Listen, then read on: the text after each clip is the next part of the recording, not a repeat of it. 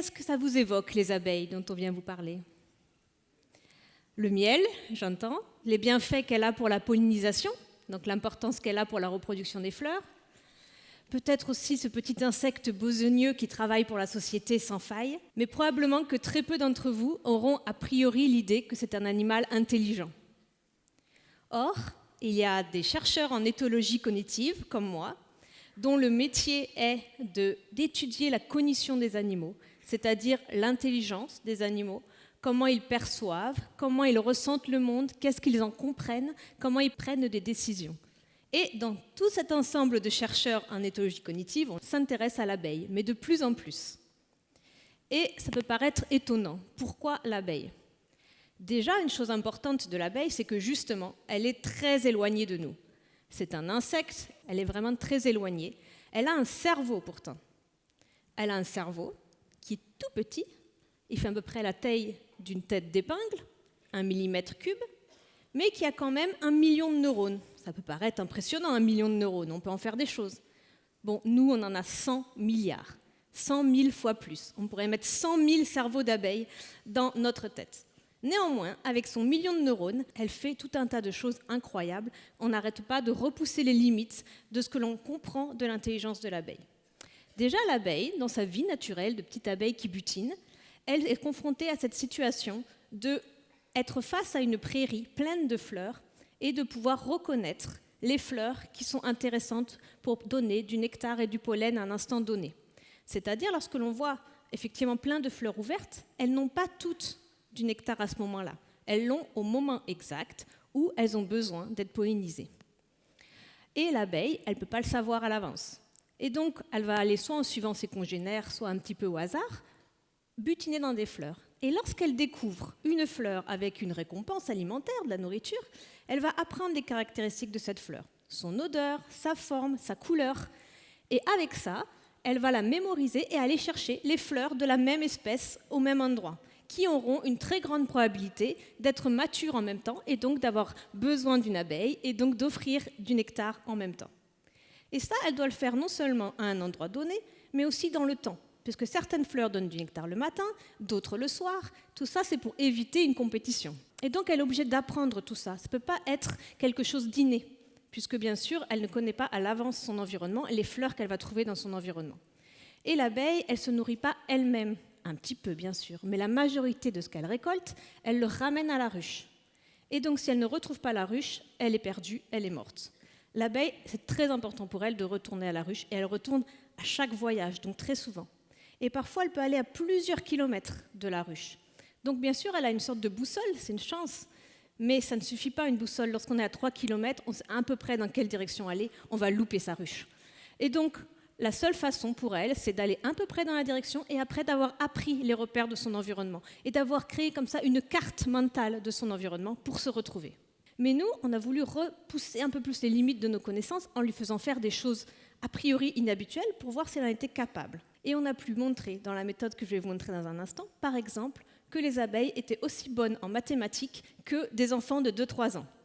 Alors, vous n'êtes peut-être pas tous familiers avec une capacité d'un enfant de 2-3 ans, mais en gros, c'est une personne qui sait compter jusqu'à peu près 5, allez, 10 pour les plus forts d'entre nous, donc l'abeille, elle s'arrête à 5, qui est capable de faire des petites additions, qui peut compter du plus petit au plus grand, il sait que 3, c'est plus petit que 4, que 5, et qui peut peut-être associer, pour les plus avancés d'entre eux, un nombre avec un symbole.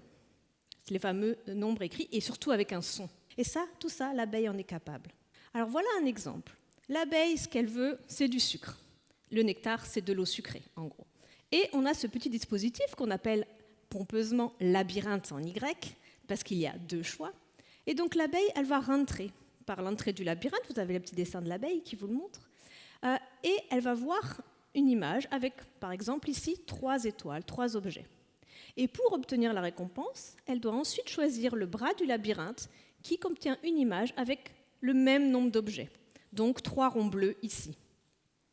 Ce qui est très important pour dire qu'elle compte, c'est que les images ne doivent pas se ressembler. Sinon, elle ferait juste une reconnaissance d'image, et c'est absolument pas compté. C'est pour ça qu'ici, on a des étoiles jaunes et des ronds bleus. Pas la même couleur, pas la même forme. On doit aussi jouer sur la taille, puisque plus on augmente la quantité, si on ne joue pas sur la taille des objets, moins il y a de blanc dans l'image, par exemple. Plus les objets sont rapprochés, en moyenne. Plein de caractères comme ça, caractéristiques des images, vont corréler avec les quantités. Donc, en tant que chercheur, on doit bien calibrer l'expérience pour être sûr que l'abeille ne peut obtenir le sucre et faire le bon choix qu'en comptant. Puisqu'encore une fois, compter, ça veut dire que c'est pareil, 3 pommes, 3 chaises, 3 personnes. Il n'y a rien en commun, juste la quantité. Et donc, je vous disais, les abeilles, elles arrivent à faire cela jusqu'à 5. Après, lorsqu'on a 6, 7, ça commence à être difficile.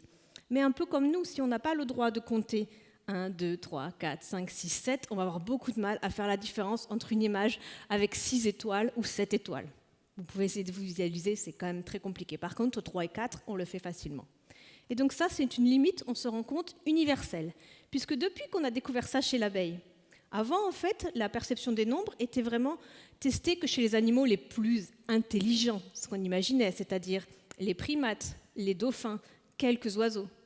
Et après qu'on ait pu montrer ça chez l'abeille, tout le monde, tous les chercheurs ont testé leurs animaux. Et donc chaque jour, on a la salamandre, c'est compté, la tortue, c'est compté, le chien, c'est compté. Et en fait, on se rend compte que quasiment tous les animaux qui ont quand même un certain niveau de perception et d'interaction avec l'environnement savent compter. C'était juste beaucoup plus simple qu'on imaginait et beaucoup plus utile. Et ils ont toujours à peu près cette limite de 5 qui semble totalement universelle. Alors, au-delà de reconnaître une quantité, les abeilles, je vous disais, elles sont capables de les classer du plus petit au plus grand. Donc ça a vraiment un sens pour elles. Ce n'est pas juste une reconnaissance d'une similarité dans une image. C'est vraiment, il y en a de plus en plus. Et donc pour tester ça, on utilise un petit dispositif un peu différent, mais peu importe, où elle a le choix entre différentes images. Il y a une petite plateforme où elle a une goutte du sucre si elle fait le bon choix, ou une goutte de quinine, c'est une solution amère qu'elle n'aime pas du tout, elle se lave la langue après, elle n'est pas contente, en cas de mauvais choix. Ça, c'est pour la motiver encore plus. Parce que non seulement elle a une récompense, mais en plus, si elle se trompe, elle n'est pas très contente. Et donc, cette fois-ci, à chaque essai, on va changer les nombres toujours. Elle va avoir le choix entre 2 images avec des quantités différentes. Et elle n'obtiendra le sucre que si elle choisit, par exemple, l'image avec le moins d'objets. Et donc ici, par exemple, elle choisira le 3 plutôt que le 5. Et on varie ça en permanence. Et une fois que l'abeille a compris, je choisis l'image où il y a le moindre d'objets, donc déjà, ça nous donne une information, c'est qu'elle comprend la notion de moins. On a fait quelque chose d'un peu étonnant. Pour essayer, pour s'amuser, on lui a présenté rien, 0. La question qu'on se posait, c'était ok, si on présente ce 0, ce rien, face à n'importe quel nombre, elle devrait aller sur le 0. Or, elle n'a jamais vu ça de sa vie, elle a toujours eu du sucre sur des points noirs. Donc un peu étonnant. Et surtout, à l'époque, c'est il n'y a pas si longtemps, il y a 2-3 ans, on était persuadé que le 0, en tant que nombre, était une invention humaine. Pourquoi? Pour plusieurs raisons. La première, c'est culturellement. C'est apparu très très tard dans notre culture. C'est apparu au 6e, 7e siècle. Avant, on n'a aucune notion de 0. C'est très peu existant dans les populations autochtones. En plus, nous, on l'utilise vraiment pour faire de l'arithmétique, des mathématiques complexes la plupart du temps. Et enfin, dernier argument, nos enfants, j'y reviens, de 2-3 ans, n'utilisent pas le 0. Par exemple, si on leur demande une tâche relativement simple, il y a des boîtes avec des nombres d'objets dedans. Un nombre variable d'objets, des billes par exemple. Et on leur demande de classer les boîtes du plus petit au plus grand, là où il y a de plus en plus d'objets. À 2-3 ans, ils y arrivent très bien. Et s'il y a une boîte vide dans le lot, ils ne vont pas la prendre en compte, ils vont la laisser de côté. Ils vont classer la boîte avec 1 bille, 2 billes, 3 billes, mais ils ne vont pas mettre la boîte vide devant, parce que pour eux, ce n'est pas une quantité.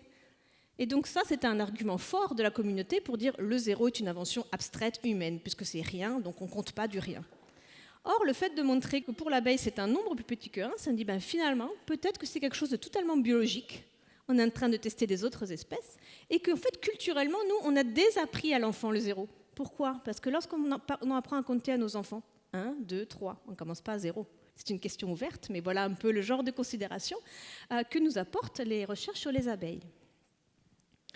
En plus, le fait de découvrir qu'une abeille sait compter, ça nous remet en cause le lien entre taille du cerveau et intelligence, puisque c'est une faculté d'abstraction assez complexe a priori.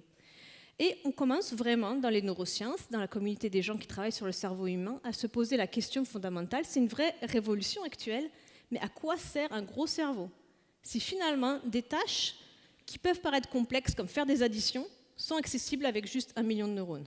Surtout que sur le 1 million, il y a plein de neurones qui servent juste à voir, sentir, bouger. Et donc la question est vraiment encore ouverte. On réfléchit que ça peut être vraiment pour faire des tâches en parallèle, que ça peut être juste pour faire du stockage de mémoire, parce que l'abeille, elle a vie que 2 semaines une fois qu'elle est dehors, donc elle a assez peu de mémoire. Et nous, on a énormément de mémoire, et la mémoire, ça nous sert à justement avoir des comportements intelligents face à une situation nouvelle, puisqu'on pioche dans notre mémoire tout ce qu'on a vu qui ressemblait, et ça nous aide à trouver la solution. L'abeille ne pourra pas le faire. Tout ça, c'est des questions ouvertes qui viennent du fonctionnement du cerveau de l'abeille, et ça nous remet encore une fois en cause qu'est-ce qui est un comportement complexe et qu'est-ce que finalement est un comportement simple partagé par la majorité des animaux. Donc ça, c'est pour ces capacités d'abstraction, voilà, des capacités intelligentes en tant que telles. Mais qu'en est-il de son ressenti ? Donc on sait que les abeilles perçoivent quelque chose qui ressemble à de la douleur. On le voit dans leur comportement. Si elles sont blessées, elles ont un comportement, elles se recroquevillent, mais elles ont aussi des hormones qui peuvent ressembler à nos hormones de la douleur. Donc déjà une première chose.